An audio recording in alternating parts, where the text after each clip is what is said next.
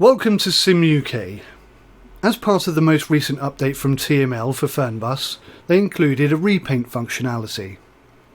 I must give a massive shout out to Eirik Raude, who sent me his first ever repaint. We'll take a look at it in a minute, and if you like it, I have provided a link below to the TML website where they have a host of free repaints that you can download. I had some issues finding his repaint on the TML website, so I have also included Erik's personal media file account. I don't know how long either of those links will work, but for now at least they're there for you to download. So thank you Eirik. You've really got to tell me how to pronounce your name, sir.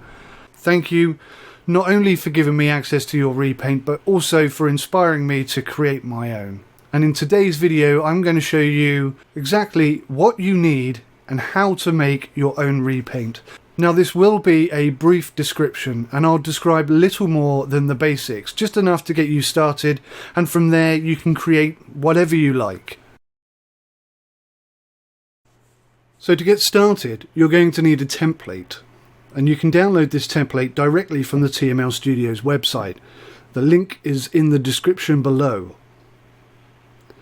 At present there are 2 coaches available and there's a single template for each. Download and save both of them or just the one that you're interested in editing. The choice is up to you.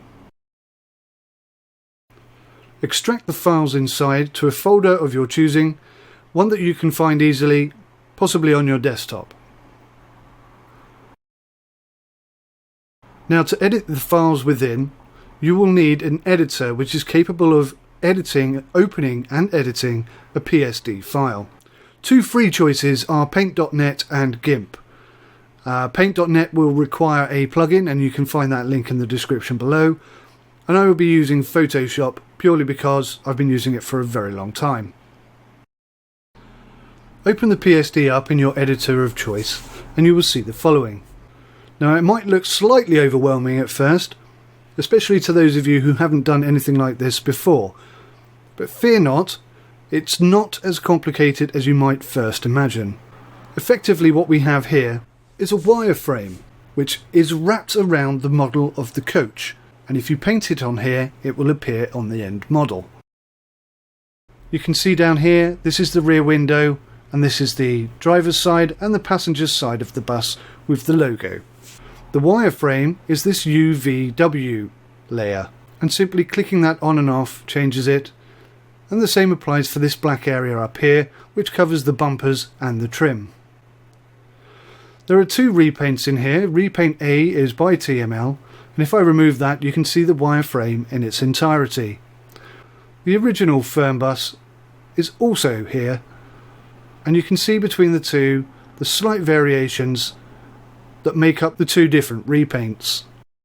Okay, so I'm going to show you or talk you through a very basic repaint so that you can get a good idea of what you need to do.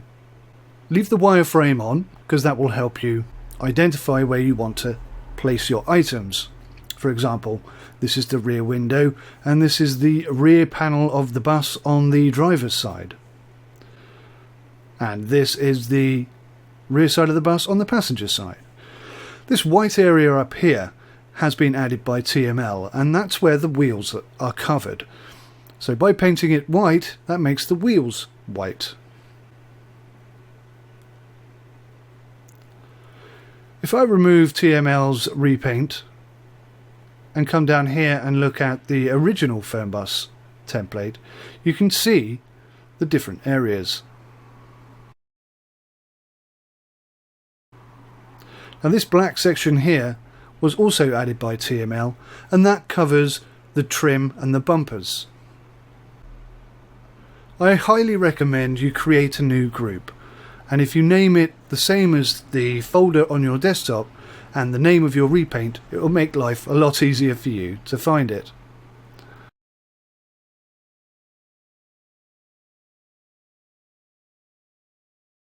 So move that up to the top below the UVW layer and the black layer. Now if we look at the original here, you can see where certain elements of the model are. this orange finish, the white trim, and if I lay the orange over the top, you can see that it gives this white edge. And then the background, the main colour of the bus, is green, and this is the easiest thing to change. So begin by creating a new layer within your folder, and make sure that it is within your folder, just to keep things nicely organised. Select that layer and pick a colour. Now for this tutorial I'm going to pick an awful pink. Voila! Now you can see it's all pink except for the top right hand corner, and this is, as I said, the layer above for bumpers and trim. Now if I take a copy of that layer and place that within my folder, then I can turn that original black layer off and change the colour of the bumpers and the trim to something else. So let's pick an equally disgusting colour, like this green will do.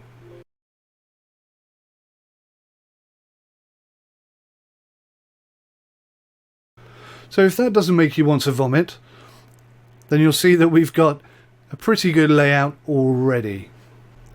And you can see that we still have the black corner from TML should we ever want to add black trim again. Now, as I said before, this white section is where the wheels are, and should you want to change the colour of the wheels, this is the area you will need to paint. Now it's a bit tricky because of the complexity and the intricacies of each item, so what I highly recommend is that you open both layers and raise the top pink layer, make sure you have the correct layer chosen, and just erase where you can see the white underneath. And if I go far enough left here, you can see there's a spot of green, so I don't want to go any further than that. It's quite clear in the wireframe which areas are the wheels, but from a starting point at least, let's just copy what we have from the original, the TML repaint, which we have underneath, and I'll just check whereabouts it ends,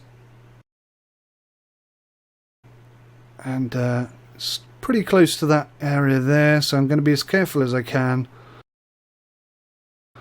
and I think that is us covered. So now that we have done that, we can turn off TML's Repaint A, and you can see that we have effectively a blank area.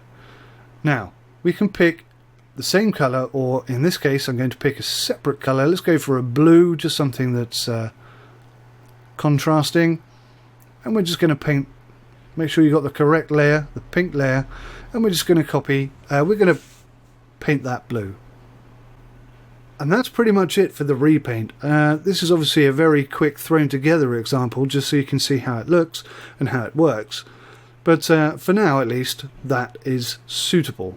Now I have a logo called logo, and you can see I'm going to add that to our, make sure that's in our folder and put that at the top.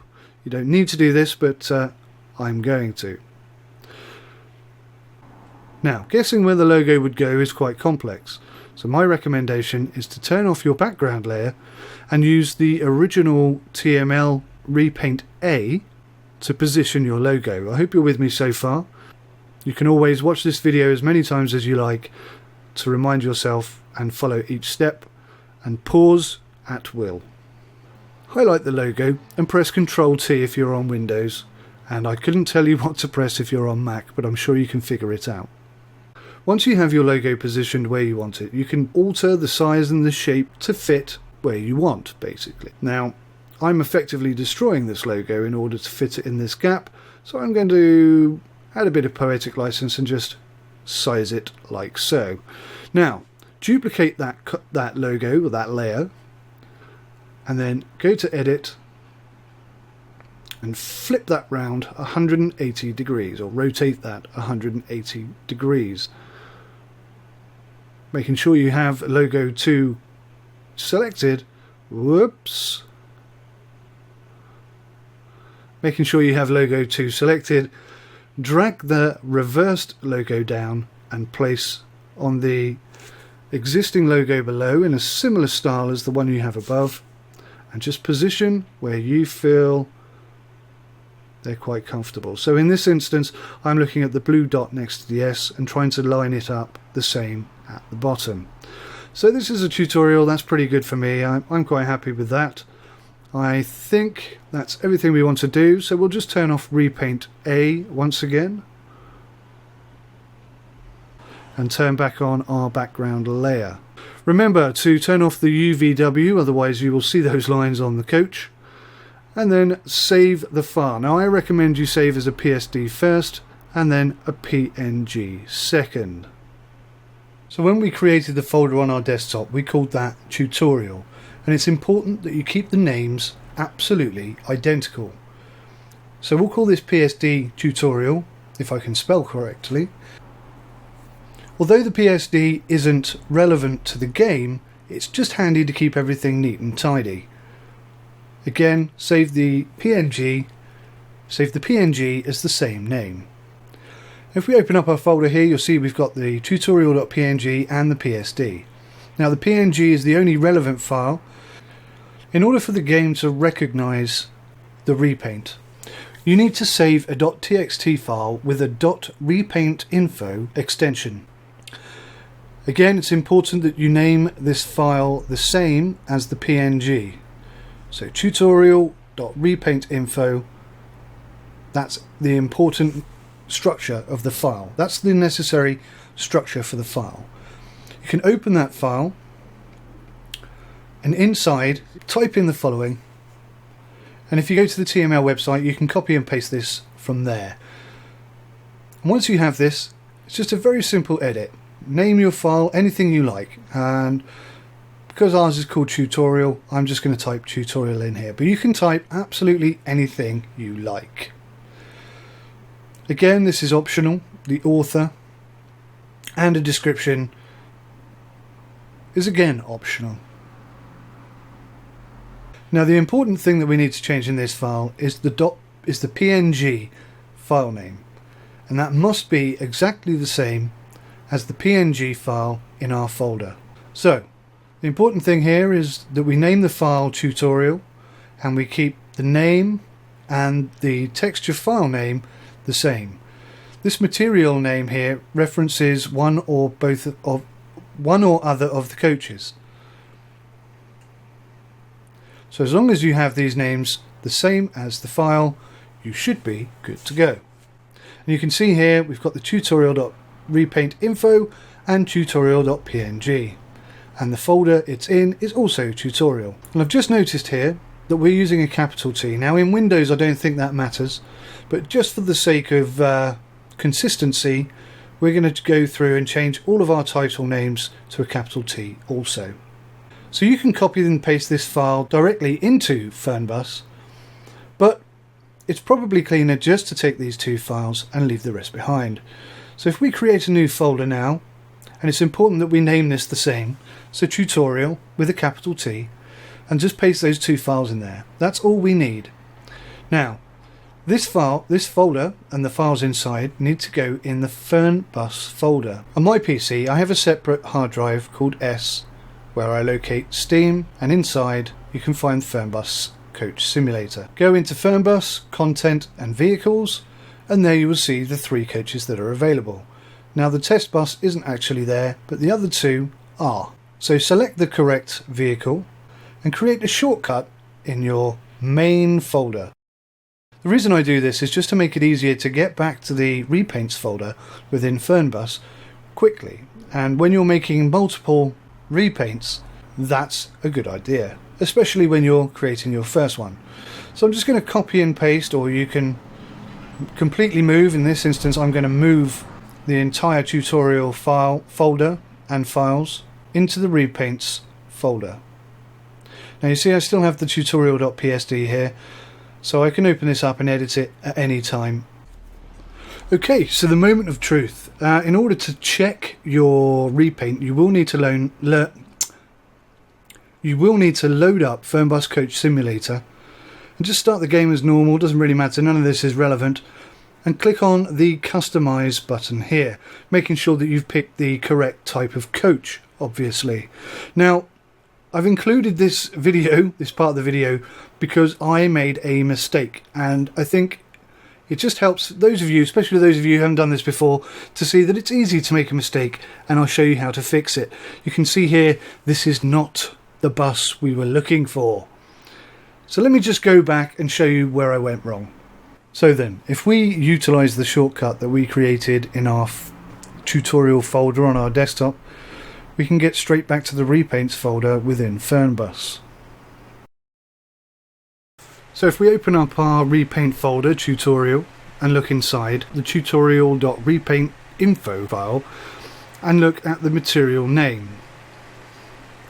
Now this is what it should have been, but unfortunately when I saved it originally it was this, which is the other coach. This is the 4-wheel coach, but the file in which the repaint which we're doing is for the 6-wheel coach, which has this extra extension on it. So that was the issue, that was the mistake. I've changed that. Let's go back in and see how the pink blancmange looks. You might want to shield your eyes. Whoa! There we go. There it is.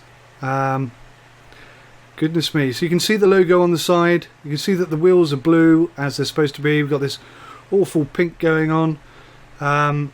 The bumpers actually aren't green, so I was mistaken there. It's just the trim around the door and the front. There's a bit on the side there, the rear window, and some on the roof. But overall, I think that's clearly explained how to do it. You should be able to build your own repaints off the back of that, I hope. Now, I don't think I'll be driving with this one. I'm going to stick with my own. Yeah, there's a bit of work to be done on here. There's a bit of an issue at the back here on the YouTube. Sits just a bit too low onto the fold and needs to be moved up, and probably a few changes here and there. But overall, this is the one I'm going to be using. Now guys, before I forget, important, tomorrow 5 PM on Squirrel.tv, TML and Aerosoft will be joining Squirrel for a live stream where they will answer a whole bunch of questions, and you can write in and ask your own question should you wish to. My advice to you would be, think of something out of the ordinary. Don't ask the same question as everybody else, otherwise chances are your question might get answered. But any which way, that's an important video for everybody to watch, and thank you for watching this video. Please hit the thumbs up button. It's very important to me that you do that. If I can get to 100 thumbs up, I will be the happiest little man in the whole world. Not that I'm a little man by any stretch of the imagination. Okay, so that's all from me. Until next time, thanks very much. Goodbye for now.